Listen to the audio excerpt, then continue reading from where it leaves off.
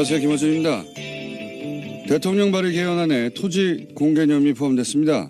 또 한 번 자유한국당이 즉각 반발했습니다. 사유재산권 침해하는 사회주의다.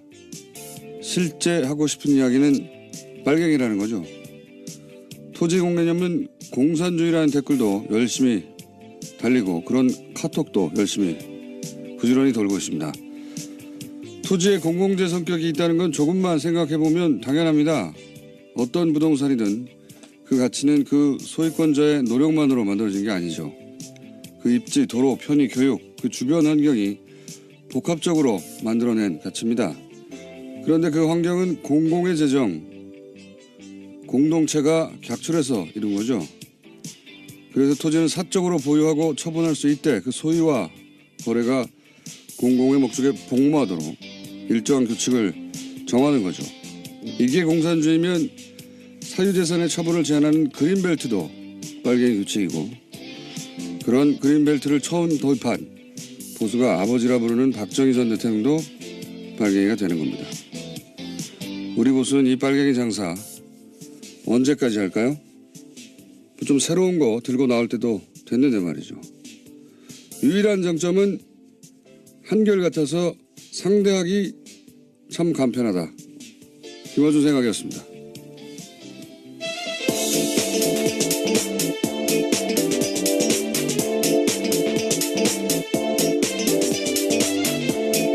시사인의 김은지입니다. 이거 나올 줄 알았어요. 토지 공개념 그리고 빨갱이 공식이죠. 공식. 이거는 이제 그 토지 공개념은 토지를 국유화한다라고 가짜 뉴스로 만들어져서 몇 달 전부터 사실은 보수 개신교 중심으로 카톡이 돌았어요. 네, 이번 헌법 개정안이 사회주의다, 공산주의다라는 식의 주장들이 꽤 있었습니다. 그 중에서 이제 토지 공개념이 들어갈 것이 거의 뭐 분명했기 때문에 토지를 국유화한다, 땅을 다 뺏는다 이런 식의 카톡이 오랫동안 돌았습니다. 우리 보수는 이제 단어에 공자 들어가면 공산주의로 연결해요. 파블로프입니다. 근데 이게 보수 논리대로면 독과점 규제도 하면 안 되는 거거든요. 사적 경제 활동을 왜 규제합니까? 근데 독과점 규제가 없는 나라가 없어요. 정상적인 나라 중에. 미국도 얼마나 강력해요? 예를 들어 제2 롯데타워 이걸 왜 과거에 진보 보수 정권이 다 못하겠느냐. 사유지에 건물 올리는데 왜 방해합니까? 공공기 충돌한다는 거잖아요. 이거 국방의 문제. 공공의 문제가 되니까 못하게 한 거예요. 그러니까 우리 머릿속에 이미 개념이 있어요. 심지어는 홍준표 대표가 과거에 국회의원 시절에 1인 1주택도 주장했습니다. 과거와 다른 말을 하는 경우가 굉장히 많습니다. 최근에 홍준표 대표는요. 그렇다고 해도 본인 입으로 강력하게 주장한 것 중에 하나가 1인 1주택이거든요. 엄청난 사유권의 침해죠. 자, 어쨌든 토지 공개념이 또 한동안 쟁점이 되긴 하겠으나 생각해보면 우리 머릿속에 이미 있는 거고 과거로부터 쭉 있어 왔던 개념이고 노태우 정권 시절, 박정희 정권 시절에도 다 시도됐던 겁니다. 실행도 옮겨줬고. 자, 첫 번째 뉴스는 뭡니까? 네, 서울중앙지법이 이명박 전 대통령에 대한 구속영장 심사를 취소했습니다. 원래라면 오늘 오전 10시 반에 예정되어 있었는데요. 신문도 열리지 않게 됐습니다. 법원은 검찰과 변호인단 의견을 수렴해서 오늘 오전 중에 방침을 정하겠다라고 밝혔는데요. 검찰과 변호인단 의견서 내용이 달라서 심사를 취소한다라는 것이 법원의 설명입니다. 그러니까 검찰에서는요. 이명박 전 대통령과 변호인단 모두 출석하지 않는다라고 밝혔는데 변호인단은 이명박 전 대통령만 출석하지 않는다라고 서로 다른 이야기를 하고 있습니다. 그러니까요. 이게 검찰이 피의자, 변호사 둘 다 출석하지 않는다는 말을 그냥 했을 리는 없고 당연히 물어보거든요. 변호인단에. 근데 처음에는 그러니까 변호인단이 우리는 출석하지 않겠다라고 했던 걸로 보여요. 그래서 이제 구인장을 반납했고 근데 변호인단이 우리 나가겠다라고 또 통보했다는 거 아닙니까? 이게 그 마음이 바뀐 건지 아니면 의도적으로 이걸 노린 건지 의도적으로 노린 게 아닐까 싶어요. 그래서 구인장 반환을 알자마자 우리는 나가겠다 변호인단 전략적으로 한 게 아닐까 싶은데 이건 저희가 잠시 후 이정열 전 부장판사 영장 심사한 경험이 있는 변호사 중에 이런 경험이 있는 분이 많지가 않습니다. 잠시 후에 연결해 보기로 했고요. 어쨌든 전혀 예상치 못했는데 이게 전략이라면 성공한 거죠. 예. 굉장히 혼선을 끼치고 있어서요. 지금 어떻게 해야 될지 법원도 우왕좌왕하고 있는 것으로 이런 보입니다. 적이 없거든요. 일반적으로는 이런 일이 있을 수가 없는데 대통령이라서 집에 가가지고 끌고 올 수는 없지 않느냐 하는 검찰의 고민. 그러면서 이렇게 이제 어떻게 할 거예요? 파악하는 과정에 생긴 빈틈.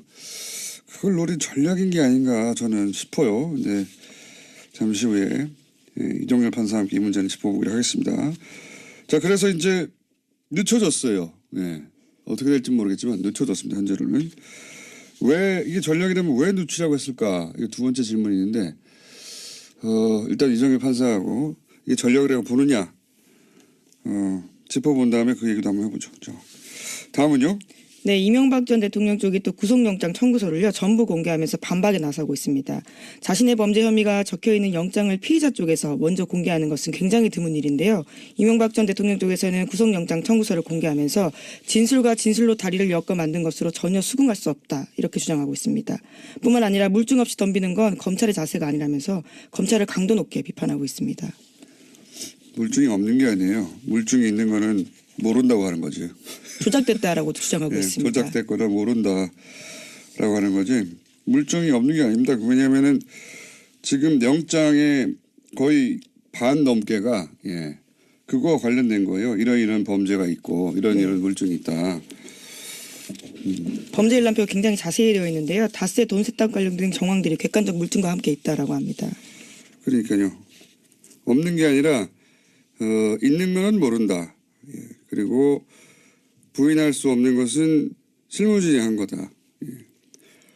그런 얘기입니다. 뭐 이때까지 했던 똑같은 얘기예요.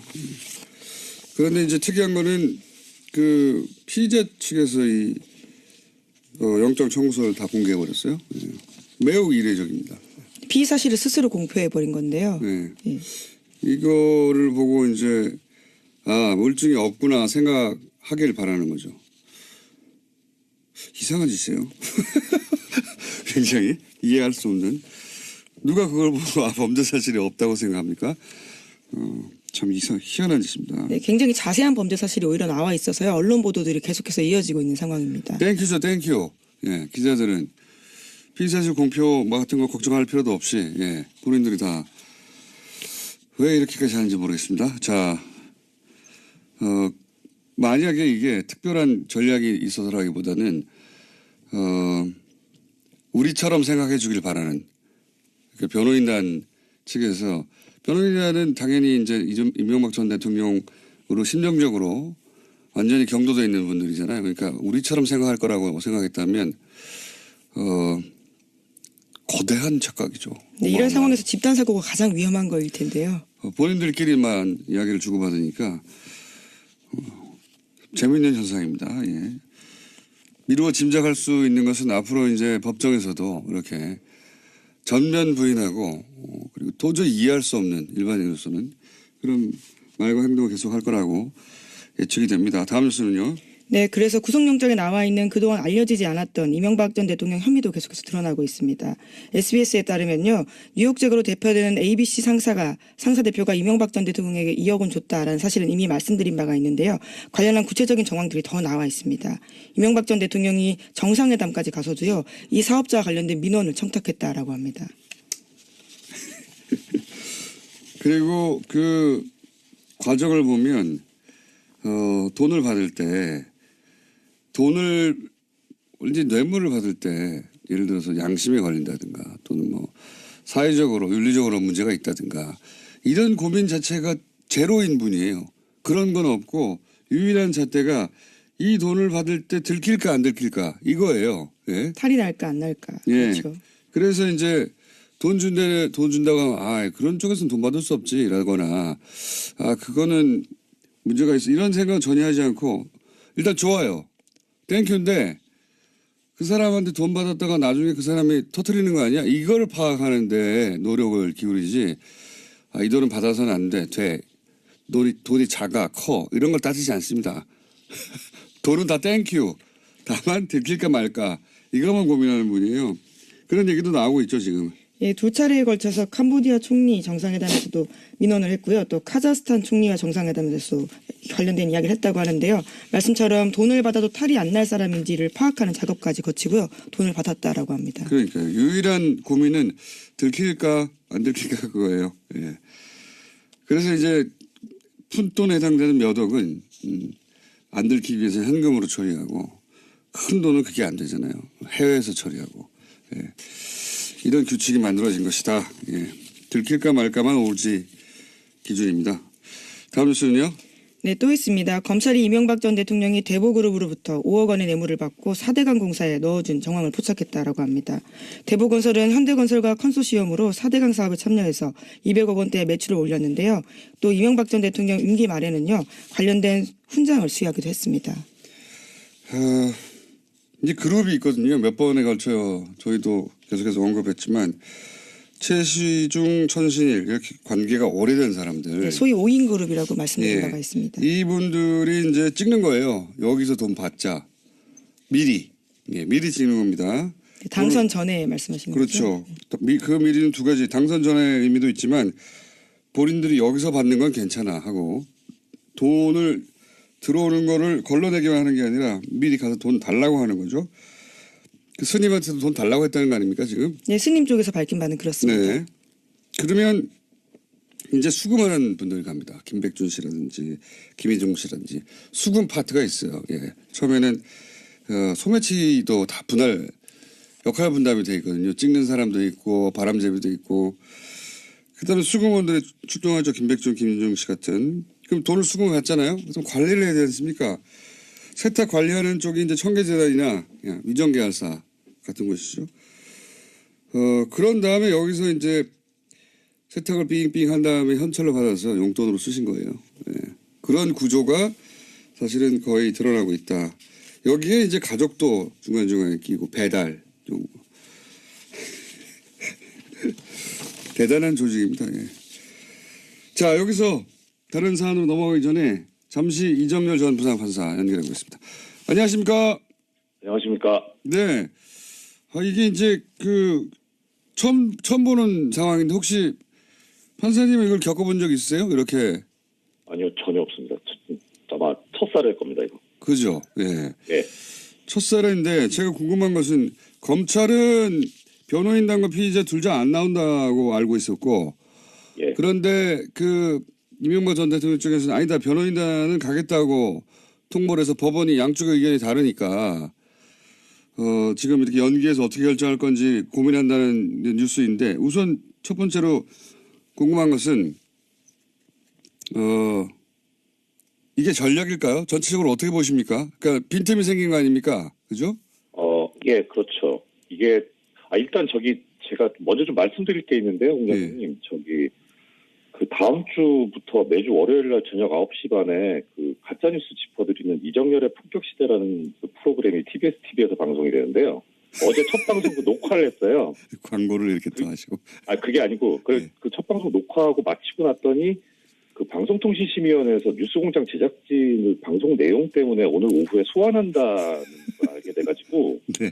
이게 지금 방심이 그게 너무 부당한 거예요, 제가 보기에. 그래서 어제 갑자기 다른 이슈로. 예. 저 교통방송 측에 어제 법률 문제 자문을 좀 해드려가지고 어제 시간이 없어 지금 사실관계를 제대로 잘 모르고 있어서요.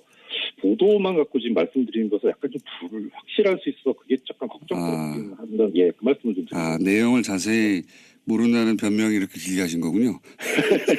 일단 공장장님 모르신 대로 이게 전략인가 아닌가는 그러니까 복합적인 것 같아요. 그러니까 제가 듣기로는 어떤 얘기를 들었냐면 지금 변호인단에 그러니까 일단 그거는 맞습니다. 변호인단이 검찰에 의견서도 냈고 법원에도 의견서를 냈는데 이게 약간 시차가 있었어요. 검찰에 먼저 내고 법원에 그 다음에 냈거든요. 그러니까 보도에 의하면. 근데 검찰에는 변호인도 안 간다 그랬고 그러니까요. 법원에는 변호인은 간다고 이렇게 냈나 봐요. 그래서 전략이 아닐까 싶은 건데. 근데 지금 그 이유가 제가 지금 현재까지 취재한 바로는 변호인단 내에 검찰 출신이 있고 법원 출신이 있고 이렇게 지금 갈려 있거든요.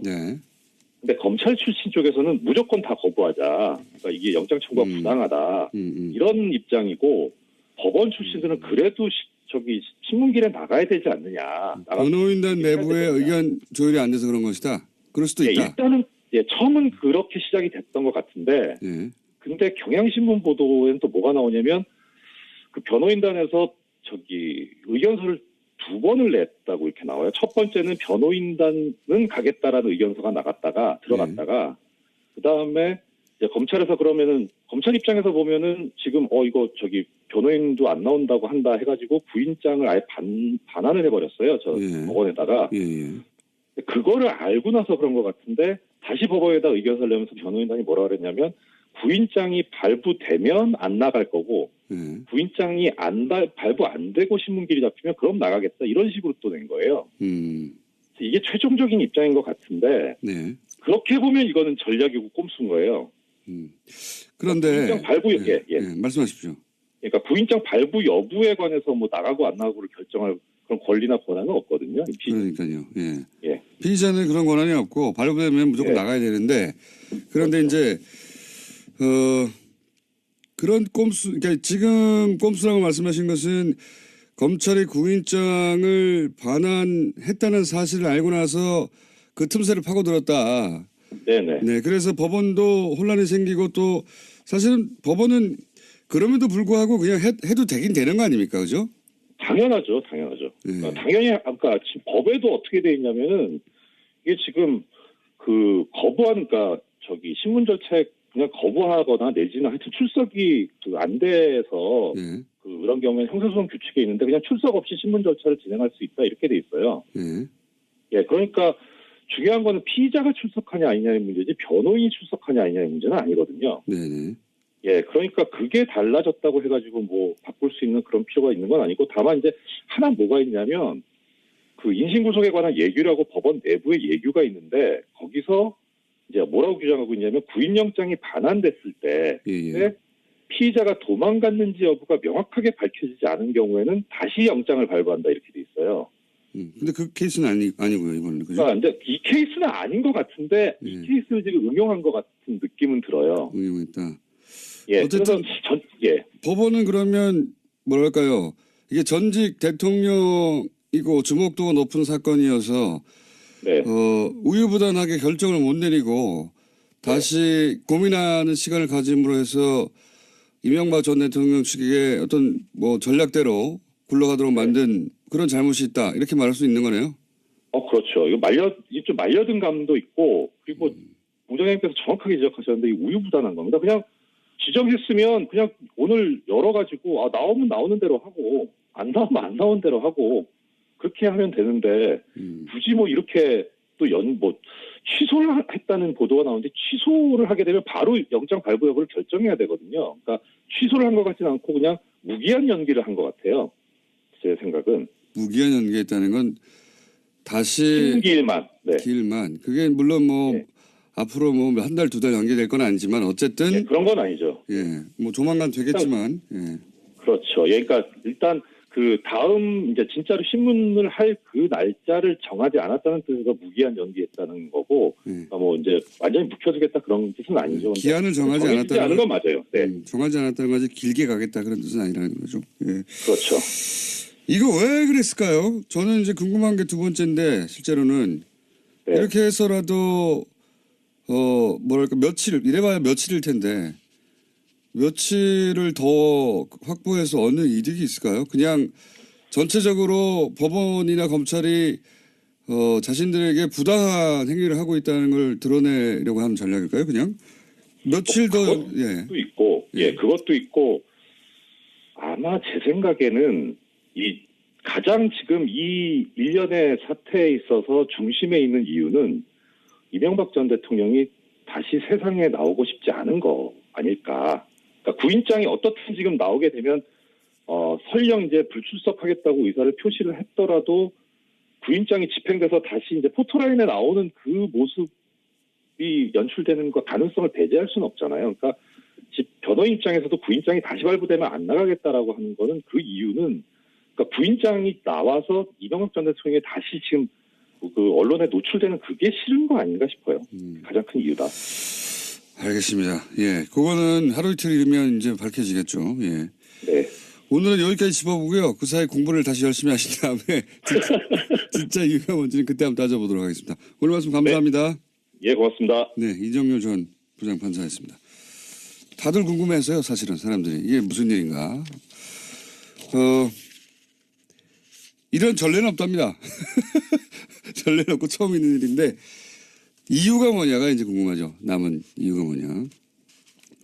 자, 다음 뉴스 이어가 볼까요? 네, 네, 이명박 전 대통령이 재임 초기에 노무현 전 대통령에 대한 사찰 문건을 보고받았다고 오늘 아침 한겨레 신문이 보도했습니다. 검찰이 영포 빌딩에서 압수수색하는 과정에서 확보한 대통령 기록물 중에서 나온 건데요. 2008년부터 2012년까지 경찰의 사찰 정보가 담긴 60여 건의 문건이 있다라고 합니다. 이 문건은 굉장히 자세한데요. 이를테면 노무현 전 대통령이 사돈의 장남 결혼식에 참석한 후에 강금원 회장을 만나러 충북으로 가서 하루 머물렀다라는 식의 자세한 개인 사찰 정보가 있습니다. 저도 기사 내용 봤는데 여기 보면 주목할 대목이 이런 겁니다. 봉화에 방문객이 왔을 때 방문객들과 주고받은 대화 내용이 적혀 있다는 거거든요. 예. 거기 사실은 프락치가 투입됐다는 거죠. 예. 방문객 사이에 틈새에. 이거는 저도 여러 차례 겪은 예를 들어서 뭐 제가 참석했던 크고 작은 행사나 뭐 이런 모임이 있을 거 아닙니까? 그리고 거기서 발언한 내용이 어김없이 이런 식의 정보 보고가 된다는 경험을 한 적이 있어요. 아, 누군가 항상 있구나. 그런 점 하나. 그러니까 그 주변에 프락치가 있었다는 거죠. 항상. 대중과 만나는 접점에서. 또 하나는 이 뭐 일정을 알 수 있다. 이런 거는 기본적으로 휴대폰, 전직 대통령인데도 휴대폰으로 위치 추적을 한다. 그리고 통신수단을 광범위하게 도감청한다. 이게 이제 뭐 휴대폰으로 이루어졌건 문자로 이루어졌건 이메일로 이루어졌건 간에 알아야지 몇 날 몇 시에 거기 참석했다가 다음에 누굴 만난 다음에 어디로 가고 뭐 라운딩을 한 다음에 휴식을 취하고 그다음에 가족이 바다 낚시를 언제 갔는데 그 바다 낚시에 대해서 뭐라고 했다느니 이런 정보 보고를 하려면 기본적으로 동선 전체를 파악해야 되고 주고받는 대화를 알아야 되잖아요. 그러니까 가족과 주변인들한테도 광범위하게 이런 통신 도감청과 위치 추적을 했다는 거죠. 그걸 모르면 알 수 없는 정보예요, 이게. 네, 물론 해당 문건에는 통신 감청을 했다는 내용은 없는데요. 깨알 같은 정보들이 담겨 있습니다. 그걸 안 했는데 가족끼리 하거나 자기들끼리 하는 걸 어떻게 합니까? 누군가가 몇 월 며칠에 바다 낚시를 갔는데 거기에 대해서 그 동네에서 뭐라고 한다는 얘기를 어떻게 알아요? 알 수가 없어요. 예. 그런 걸 한다는 겁니다. 인정하지는 않겠지만 제 경험과도 일치하는 보도입니다. 저 같은 사람도 했는데 전직 대통령을 안 했을까요? 거꾸로 전직 대통령을 하면 안 되는데 했다는 거죠. 예. 전직 대통령이라도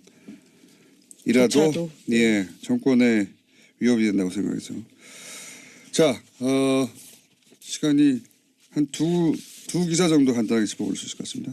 네, 양승태 대법원장 시절에 법원행정처가 소위 블랙리스트 계획했다라는 사실에 대해서 말씀드린 바가 있는데요. 이와 관련한 오늘 아침 경향신문 보도가 있습니다. 박근혜 정부 시절에 긴급조치 피해자들의 손해배상 청구를 받아들였던 판사에 대해서 양승태 대법원이 징계를 추진했다라는 건데요. 또한 김명수 대법원은 이러한 정황을 확보하고도 감췄다라고 합니다. 그래서 외부 조사가 필요하다는 지적이 나오고 있습니다. 이건 말이죠. 대통령 박근혜의 아빠를 욕보이는 그런 지금 청구를 받아들였다는 거죠. 예. 그런 맥락으로 보여지고. 하지만 위헌 조치가 이미 있었음에도 불구하고요. 대법원이 그러니까요. 다른 결정을 했다는 비판이 당시에 있었는데 이에 대해서 양승태 전 대법원장은 사실은 이렇게 그냥 우리 사회가 빠져나가도록 이런 모든 행위에 대해서 아무런 책임도 묻지 않고 빠져나가도록 두면 안 된다. 예. 전직 대법원장이기 때문에 검찰의 부담이 있겠죠. 검찰 입장에서는. 국민들은 알 바가 아닙니다. 검찰의 부담이 있든 없든. 그냥 둬서는 안 된다. 그런 생각을 하게 하는 행위를 참 많이 했어요. 그리고 SBS는 어디서 또 네, 5곡지 보도였습니다. 에버랜드와 삼성 경영권 승계 관련된 보도인데요. 이번에는 국토부가 관련되어 있다는 내용이고요. 또 세금을 얼마나 아꼈는지에 대한 이야기도 있습니다. 그러니까요. 보면은 국가기관들이 삼성 승계를 위해서 어떻게까지 했는가. 지난 이틀간의 보도에 대해서 이제 삼성이 일부 반박한 게 있단 말이죠. SBS가 그걸 재반박한 내용이기도 한데 이제 깔끔하게 재반박합니다. 예. 깔끔할 수밖에 없어요. 거짓말은 삼성이 하고 있거든요. 예. 탐사보도팀 덕분에 삼성 광고를 못 받겠죠. 저희가 알 바는 아니지만. 근데 시민들의 박수는 무지하게 받을 만한 연속 보도입니다. 이게 기사를 찾기가 쉽지가 않아요. 치면 금방 나와야 되는데. 유튜브에서 SBS 삼성. 네, 끝까지 판다. 네. 네, 그렇게 SBS 삼성 검색하면 묶어놓은 영상이 있습니다. 8곡지 뭐 7곡지 이렇게 나눠져 있는 게 아니라 나눠져 있는 걸 찾아서 보기도 쉽지 않거든요. 포탈에서 그걸 묶어주지 않기 때문에 지금 묶어줘야 하는데 묶어주지 않으니까 잘 드러나지도 않고 그냥 유튜브 가서 검색해서 보시면 묶임들이 있습니다. 따로 저장해서 볼만할 정도로 왜 자꾸 삼성 승계가 문제라고 하느냐 일목요연하게 설명되어 있어요. 다큐처럼. 뉴스가 다큐의 영역까지 침범했어요. 자, 박수 한 번 더 보내고 SBS 탐사보도팀에 오늘 여기까지 하겠습니다. 시사인의 김은지였습니다. 감사합니다. 영장 심사한 경험이 있는 변호사 중에 이런 경험이 있는 분이 많지가 않습니다. 잠시 후에 연결해 보기로 하겠고요. 어쨌든 전혀 예상치 못했는데 이게 전략이라면 성공한 거죠. 네, 굉장히 혼선을 끼치고 있어서요. 지금 어떻게 해야 될지 법원도 우왕좌왕하고 있는 것으로 이런 보입니다. 적이 없거든요. 일반적으로는 이런 일이 있을 수가 없는데 대통령이라서 집에 가가지고 끌고 올 수는 없지 않느냐 하는 검찰의 고민. 그러면서 이렇게 이제 어떻게 할 거예요? 파악하는 과정에 생긴 빈틈. 그걸 노린 전략인 게 아닌가 저는 싶어요. 네. 잠시 후에 이종열 판사와 함께 이 문제는 짚어보기로 하겠습니다. 자, 그래서 이제 늦춰졌어요. 네. 어떻게 될지 모르겠지만 늦춰졌습니다. 현재로는. 왜 이게 전략이라면 왜 늦추라고 했을까? 이게 두 번째 질문이 있는데 일단 이종열 판사하고 이게 전략이라고 보느냐 짚어본 다음에 그 얘기도 한번 해보죠. 자, 다음은요. 네, 이명박 전 대통령 쪽이 또 구속영장 청구서를요 전부 공개하면서 반박에 나서고 있습니다. 자신의 범죄 혐의가 적혀있는 영장을 피의자 쪽에서 먼저 공개하는 것은 굉장히 드문 일인데요. 이명박 전 대통령 쪽에서는 구속영장 청구서를 공개하면서 진술과 진술로 다리를 엮어 만든 것으로 전혀 수긍할 수 없다 이렇게 주장하고 있습니다. 뿐만 아니라 물증 없이 덤비는 건 검찰의 자세가 아니라면서 검찰을 강도 높게 비판하고 있습니다. 물증이 없는 게 아니에요. 물증이 있는 거는 모른다고 하는 거지. 조작됐다라고 주장하고 있습니다. 조작됐거나 모른다라고 하는 거지. 물증이 없는 게 아닙니다. 왜냐하면은 지금 영장의 거의 반 넘게가 엄청난 사유권의 침해죠. 예. 자, 어쨌든 토지공개념이 또 한동안 쟁점이 되긴 하겠으나 생각해보면 우리 머릿속에 이미 있는 거고 과거로부터 쭉 있어왔던 개념이고 예. 노태우 정권 시절, 박정희 정권 시절에도 다 시도됐던 겁니다.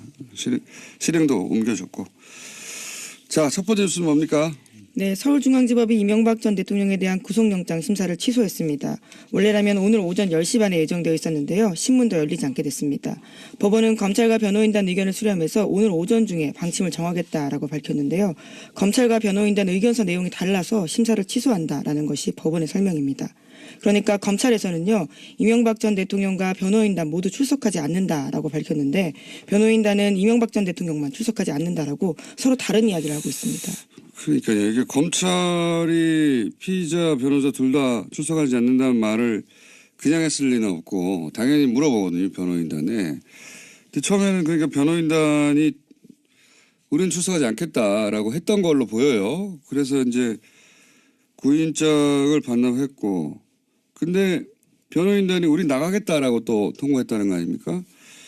이게 그 마음이 바뀐 건지 아니면 의도적으로 이걸 노린 건지 의도적으로 노린 게 아닐까 싶어요. 예.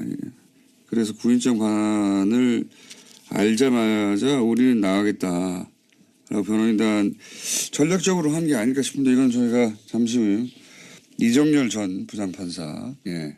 그거 관련된 거예요. 이런 범죄가 있고 이런 물증이 있다.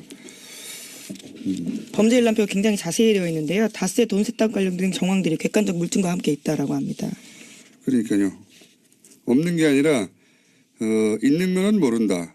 예. 그리고 부인할 수 없는 것은 실무진행한 거다. 예. 그런 얘기입니다. 뭐 이때까지 했던 똑같은 얘기예요. 그런데 이제 특이한 거는 그 피의자 측에서 이 영장 청구서를 다 공개해 버렸어요. 예. 매우 이례적입니다. 피의 사실을 스스로 공표해 버린 건데요. 네. 예. 이거를 보고 이제 물증이 없구나 생각하길 바라는 거죠. 이상한 짓이에요. 굉장히 이해할 수 없는. 누가 그걸 보고 범죄 사실이 없다고 생각합니까? 참 희한한 짓입니다. 네, 굉장히 자세한 범죄 사실이 오히려 나와 있어서요. 언론 보도들이 계속해서 이어지고 있는 상황입니다. 땡큐죠, 땡큐. 예, 기자들은 피의사실 공표 뭐 같은 거 걱정할 필요도 없이 예, 본인들이 다 왜 이렇게까지 하는지 모르겠습니다. 자, 만약에 이게 특별한 전략이 있어서라기보다는 우리처럼 생각해 주길 바라는 그 변호인단 측에서 변호인단은 당연히 이제 이명박 전 대통령으로 심정적으로 완전히 경도돼 있는 분들이잖아요. 그러니까 우리처럼 생각할 거라고 생각했다면 거대한 착각이죠. 네, 이런 상황에서 집단 사고가 가장 위험한 거일 텐데요. 본인들끼리만 이야기를 주고받는. 안녕하세요, 김어준입니다. 대통령 발의 개헌안에 토지 공개념이 포함됐습니다. 또 한 번 자유한국당이 즉각 반발했습니다. 사유재산권 침해하는 사회주의다. 실제 하고 싶은 이야기는 빨갱이라는 거죠. 토지 공개념은 공산주의라는 댓글도 열심히 달리고 그런 카톡도 열심히 부지런히 돌고 있습니다. 토지에 공공재 성격이 있다는 건 조금만 생각해보면 당연합니다. 어떤 부동산이든 그 가치는 그 소유권자의 노력만으로 만들어진 게 아니죠. 그 입지, 도로, 편의, 교육, 그 주변 환경이 복합적으로 만들어낸 가치입니다. 그런데 그 환경은 공공의 재정, 공동체가 객출해서 이룬 거죠. 그래서 토지는 사적으로 보유하고 처분할 수 있대 그 소유와 거래가 공공의 목적에 복무하도록 일정한 규칙을 정하는 거죠. 이게 공산주의면 사유재산의 처분을 제한하는 그린벨트도 빨갱이 규칙이고 그런 그린벨트를 처음 도입한 보수가 아버지라 부르는 박정희 전 대통령도 빨갱이가 되는 겁니다. 우리 보수는 이 빨갱이 장사 언제까지 할까요? 좀 새로운 거 들고 나올 때도 됐는데 말이죠. 유일한 장점은 한결같아서 상대하기 참 간편하다. 김어준 생각이었습니다.